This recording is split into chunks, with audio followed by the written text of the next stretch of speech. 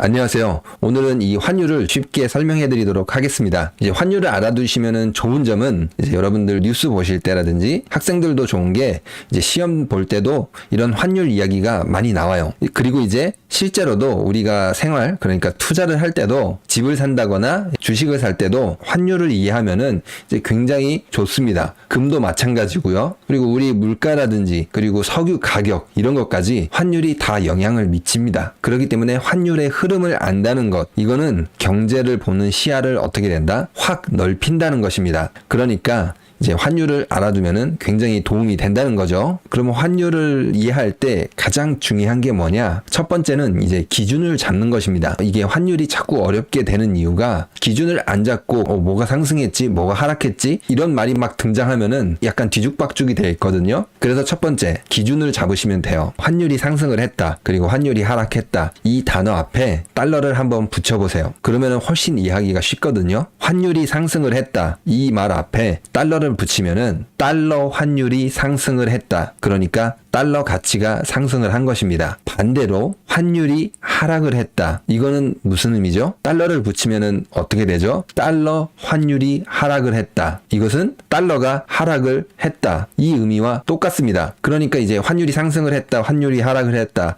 이거의 기준은 결국에는 달러를 기준으로 하고 있는 것입니다. 단어 앞에 달러가 숨겨져 있다는 것을 항상 생각하시면 돼요. 그리고 이제 여기서 응용이 들어가죠. 환율이 상승을 했다. 이거는 무슨 의미죠? 달러의 가치가 올라간 거죠. 그러면 이제 반대로 어떻게 될까요? 우리 원화의 가치는 하락을 한 것입니다. 환율이 상승을 했다, 이렇게 이야기하기도 하고 원화 가치가 하락을 했다, 이렇게 이야기하기도 해요. 같은 말입니다. 이거를 알고 계시면 되고, 이제 반대로 환율이 하락을 했다, 달러 환율이 하락을 했다, 달러가 하락을 했다, 이 의미는 반대로 원화 가치가 상승을 했다 입니다. 달러하고 원화는 항상 서로 반대로 움직입니다. 같이 움직이는 거 아니에요. 그래서 환율이 하락을 했다, 이 말은 달러 가치는 떨어지고 반대로 우리 원화 가치가 올라갔다는 의미입니다. 그래서 이제 신문이라든지 뭐 뉴스에서 원화 가치가 상승을 했다, 바로 반대로 달러 환율이 하락을 했다, 이렇게 이해하시면 됩니다. 이 서로 반대로 간다는 것 꼭 알아두시면 됩니다. 기준은 달러로 한다, 원화랑 비교할 때는 서로 반대로 움직인다 입니다. 그리고 이게 환율이 우리 수출과 물가에 영향을 줍니다. 이와 관련된 내용이 사실은 뉴스에 가장 많이 나와요. 이제 아무래도 우리나라는 수출을 많이 하다 보니까 이 환율에 민감하게 된 거죠. 그리고 수입도 많이 하기 때문에 또 환율의 영향을 많이 받습니다. 이제 수출에 대해서 한번 조금 이야기해 볼게요. 이론적으로 보시면은 달러 환율이 상승을 하게 되면은 어떻게 될까요? 달러 가치가 상승을 하면은 수출이 어떻게 될까요? 이론적으로 일단 달러를 들고 있는 사람들은 그 달러 가치가 더 높아졌죠. 그렇기 때문에 이제 한국에 와서 전보다 더 많은 물건들을 살 수 있어요. 뭐 전에는 하나 살 거 지금은 뭐 한 1.2개, 1.5개 이런 식으로 이제 살 수 있게 된다는 거죠. 반대로 달러 가치가 하락을 해요. 이제 원화 가치가 상승을 한 거죠. 이렇게 되면은 어떻게 될까요? 달러를 가지고 있는 사람들 입장에서는 우리나라 물건을 살 때 어떻게 된 거예요? 달러의 가치가 하락을 했기 때문에, 이 환율이 하락을 했기 때문에 달러로 살 수 있는 게 더 적어진다는 거예요. 달러 가치가 하락을 한 거니까요. 그래서 수출에 안 좋은 영향이 있을 수 있다. 왜냐? 전에는 하나 살 수 있었는데 이제는 한 반 개밖에 못 사거나 조금밖에 더 못 사게 되는 거죠. 그래서 수출에 불리하다, 이렇게 이야기를 해요. 근데 이제 이거는 이론이고 이제 뒤에 가서 제가 반박을 할 거예요. 시험 볼 때나 이렇게 대답하시면 되고 실제로는 이렇게 작동하진 않습니다. 이제 제가 뒤에 가서 정말 쉽게 설명해 드리도록 할 텐데요. 이제 그 전에 물가를 보도록 하겠습니다. 물가 같은 경우에는 이제 환율이 상승을 했을 때는 물가가 오른다고 이렇게 이야기를 하죠. 왜냐하면은 우리는 원화를 가지고 있잖아요. 근데 환율이 상승을 하면은 원화의 가치는 어떻게 되죠? 하락을 하죠. 우리가 원화의 가치가 하락했기 때문에 원화로 살 수 있는 물건들이 줄어든 거예요. 뭐 원화로 하나 살 수 있었던 거를 뭐 반 개 정도 이렇게 사게 된다는 거죠. 이제 원화 가치가 하락했기 때문에 원화로 살 수 있는 물건들이 점점 줄어든다는 거예요.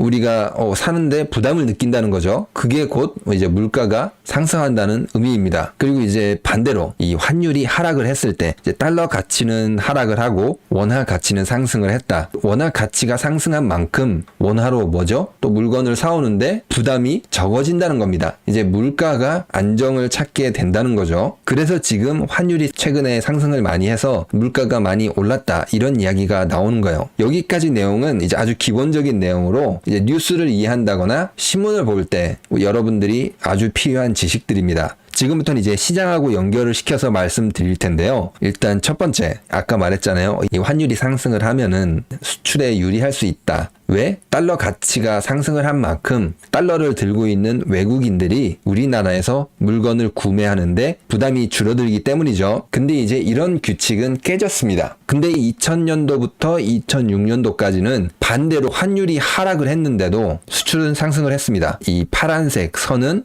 환율 그래프이고 지금 이 주황색 막대 그래프는 수출입니다. 네모나게 이 표시한 부분 보이시죠? 수출이 상승을 하고 있어요. 근데 반대로 환율은 하락을 하고 있습니다. 깨졌다는 거예요. 규칙이. 왜 그런 거냐면은 아이폰 사는 사람들 혹은 여러분들 이제 명품백 사시는 분들 이런 분들하고 좀 심리가 똑같아요. 이제 외국 사람들이 우리나라 와서 물건을 살 때 전에는 가격이 싸니까 산 거예요. 그러니까 우리나라 수출이 이제는 비싸더라도 가격이 부담이 되더라도 그만한 가치가 있어. 충분히 기술력이 되고 그 가격을 내더라도 그만큼 충분한 가치가 있거나 시장 점유율이 굉장히 높다. 뭐 그런 것입니다. 이게 아무래도 돈을 더 내더라도 내가 그만한 가치를 누릴 수 있다면은 이제 돈을 내는 거죠. 수출도 약간 그렇게 됐어요. 환율하고 완전히 연동이 되지 않아요. 뭐 지금도 마찬가지죠. 지금도 환율이 이렇게 상승을 했는데 그럼 외국인들이 우리나라에서 물건 사는데 부담이 없어. 그러니까 수출이 늘어나야 돼. 맞잖아요. 이론상은 그런데 그렇지만 지금은 어떻죠? 환율이 올라가고 있는데 무역 수지는 계속 적자가 나고 수출도 굉장히 안 좋습니다.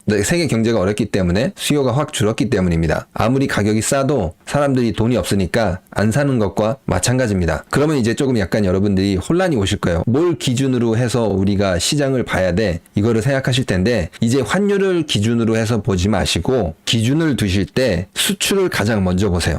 제가 쉽게 설명을 해드릴게요. 여러분들 수출이 상승하면 어떻게 될까요? 달러를 많이 벌어오죠. 돈을 많이 벌어온 거잖아요. 그러면은 우리나라 주식시장은 어떻게 될까요? 돈을 많이 벌어왔으니까 기업들의 실적이 좋을 겁니다. 기업들의 실적이 좋으니까 외국인들이 어떻게 할까요? 이제 투자를 하려고 하겠죠. 외부에서 이제 달러를 많이 벌어오고 또 외국인도 실적이 좋으니까 어떻게 하죠? 투자를 한다. 달러가 유입이 된다. 이렇게 되면은 시중에 달러가 많아질까요? 적어질까요? 달러가 많아집니다. 달러가 많아지면은 수요와 공급을 생각했을 때 달러의 가치가 하락을 합니다. 거기에 이어서 어떻게 될까요? 이제 부동산 가격이 상승을 합니다. 외부로부터 유동성이 많이 들어왔잖아요. 돈이 많이 들어왔으니까 여기에 따라서 부동산 가격도 상승을 합니다. 그리고 이제 반대로 지금 벌어지고 있는 건데 수출이 하락을 하게 되면 어떻게 되죠? 수출이 하락을 한다. 그러면 기업들의 실적이 어떻게 돼요? 안 좋아지죠. 돈을 많이 못 벌어와요. 오히려 줘야 될 돈이 많다고 생각해 볼게요. 그러니까 달러로 지급을 해야 되겠죠. 달러 밖에다 자꾸 돈을 내요. 그리고 외국인들도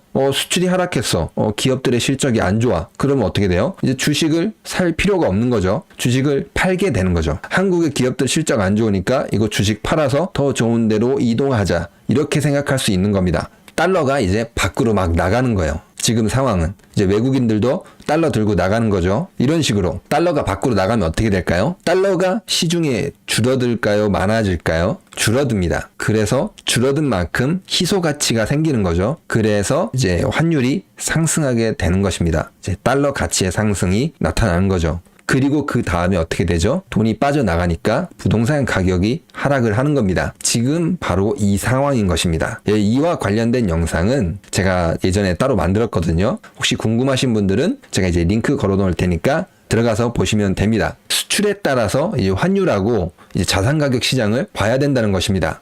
이제 조금 복잡한 내용일 수도 있는데 여러분들 시장을 보는데 굉장히 도움이 되는 만큼 그리고 이제 시험이라든지 이런 것도 굉장히 도움이 되는 만큼 이제 영상을 한 번, 두 번 이렇게 좀 돌려보시기 바랍니다. 금이라든지 원자재 이것도 달러하고 굉장히 연관이 깊거든요. 제가 또 이건 별도로 영상을 만들도록 하겠습니다. 그러면 오늘 영상은 여기서 마치도록 하겠습니다. 다음에도 이 경제 상식 내용을 이제 하나씩 이제 차근차근 정리해서 영상을 업로드 해드리도록 하겠습니다. 그럼 이제 구독과 좋아요, 알람 설정, 이제 응원의 댓글 많이 부탁드립니다. 감사합니다.